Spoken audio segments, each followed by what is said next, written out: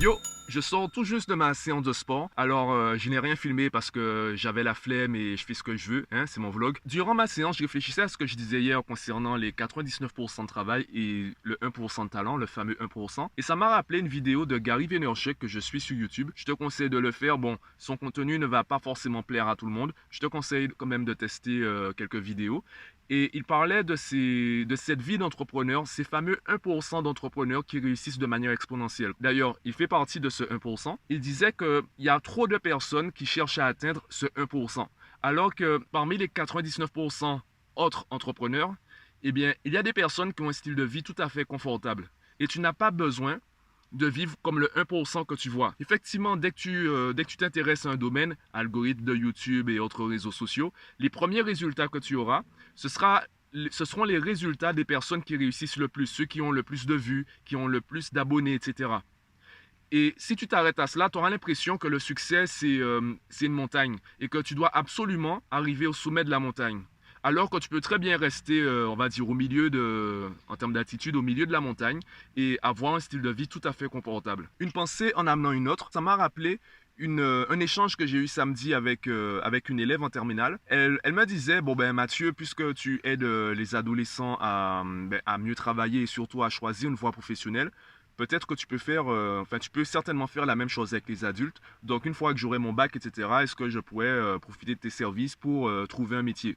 Et je lui disais que je pourrais le faire, jusqu'à un certain niveau, évidemment, puisque je ne me considère pas comme le meilleur dans cette branche, mais je ne le ferai pas. Je ne le ferai pas parce que déjà, ce sont des adultes, donc c'est pas les mêmes libertés ni les mêmes contraintes. C'est vraiment pas la même chose qu'avec des adolescents qui vivent chez leurs parents et qui dépendent d'une certaine manière de leurs parents et qui sont encore inscrits dans une école obligatoire, etc. Et surtout, le problème des personnes qui sont dans cette démarche, pour la plupart d'entre elles, c'est qu'elles ne cherchent pas des conseils, elles cherchent des décisions. Elles attendent d'une personne extérieure qu'elle prenne la décision à leur place. Comme ça, si ça se passe mal, eh bien, elles peuvent rejeter la faute sur la personne qui a donné l'idée, le fameux conseil. Et moi, je ne veux pas en fait décider pour les gens. Je vais te donner des pistes de réflexion, je vais alimenter ta réflexion. Par contre, c'est à toi de prendre la décision. Parce que si ça se passe mal, c'est à toi d'assumer cette décision. Et tu peux le remarquer, même avec les coachs, etc. Même Gary Vaynerchuk, c'est un très bon exemple parce qu'il a un style de vie très particulier. Le mec, ce matin encore, je lisais un article dessus. Le mec, ses journées, c'est 5 heures du matin, 23 heures. 5 heures du matin, 23 heures. 5 heures du matin, 23 heures. Pourtant, il est heureux. Et en même temps, lui, il te dit, ben, ne fais pas ce que je fais. Bon, tu veux avoir ce que j'ai? Ok, fais ce que je fais. Mais est-ce que tu as vraiment besoin de ça? Est-ce que tu as vraiment besoin d'avoir ce que j'ai? Tu as vraiment les mêmes objectifs que moi. Si ce n'est pas le cas, tu n'as pas besoin de faire ce que je fais. Et ce discours-là, je l'apprécie. Par contre, quand il dit fais ce que je fais, eh bien les gens se disent ok, je vais faire comme lui. Ils vont tester, ils n'auront pas les mêmes résultats et ils vont commencer à se plaindre. Ouais, mais lui, c'est un imbécile, c'est un arnaqueur, c'est un escroc. Il nous dit de faire ça, mais ça ne marche pas. Il t'a pas dit que tu auras exactement les mêmes résultats que lui avec... Alors, pour te donner un peu le contexte, YouTube a été créé en 2005. Gary Vaynerchuk, il a commencé à faire des vidéos vers 2006 voire 2005. Je vais vérifier les informations tout à l'heure. En gros, c'est l'un des pionniers de YouTube. Le mec, ça fait quand même, ça fait pratiquement 15 ans qu'il fait des vidéos sur YouTube. Donc tu ne peux pas te comparer à lui alors qu'on est en 2019, pratiquement 2020, et il y a de plus en plus de contenu sur YouTube. Bon, finalement, j'ai dû arrêter la vidéo parce que je ne sais pas pourquoi, hein. Vraiment, je ne sais pas pourquoi, mais dès que je lance un enregistrement, c'est comme s'il y avait une onde électromagnétique ou une onde tout simplement qui dit aux gens, passez près de la voiture. Vous voyez le gars là, le beau gosse, Mathieu, eh bien, passez près de sa voiture. Du coup, ce matin, j'étais dans un parking vide. Mais quand je te dis vide, il n'y avait aucune raison pour que les gens passent juste à côté de ma voiture. Eh bien, les gens l'ont fait. Que ce soit derrière, sous le côté, devant. Et en même temps, quand tu passes près de la voiture de quelqu'un et que tu vois la personne assise dans la voiture en train de se filmer, je pense que ouais, c'est normal, ça attire le regard. Tu te demandes, mais qu'est-ce qu'il fait? Surtout que pour que le micro entende bien ma voix et que je puisse traiter le son pour que ma voix soit au-dessus des autres sons, j'essaie de parler assez fort. Je pense que ça attire les gens et je ne sais pas pourquoi. En plus, j'essaie d'aller au bureau, vraiment, mais vraiment. Je suis passé au bureau, mais sans aucune conviction.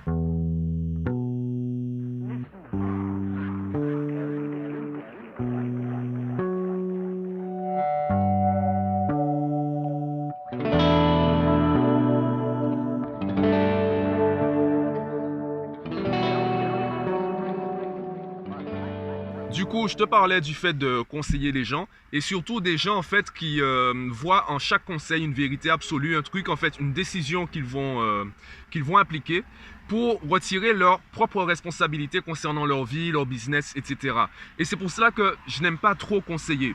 Je vais te dire des choses, je vais te partager mon expérience, mon opinion.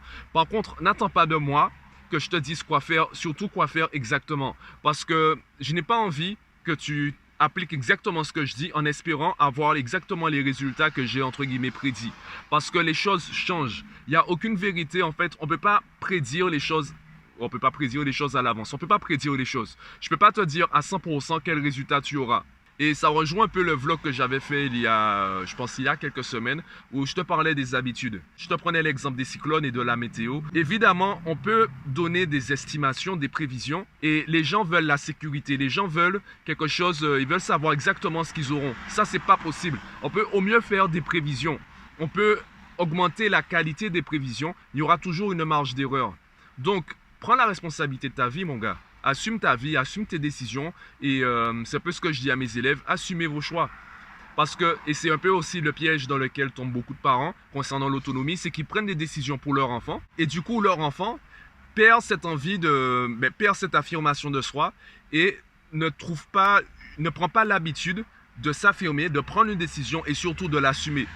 Du coup, ils vont passer leur vie à chercher des responsables pour leur propre vie. Ça m'arrive parce qu'un tel a fait ci, un tel a fait ça, il y a tel truc qui s'est passé lundi, c'est normal que j'ai ça mardi. Ben ouais, mais en fait, c'est ta décision.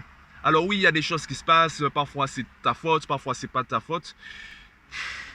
Enfin bref, c'est juste ce que je voulais partager aujourd'hui. Lundi très peu productif, donc là, je vais juste manger, rentrer chez moi, monter le vlog et continuer à faire semblant de travail aujourd'hui.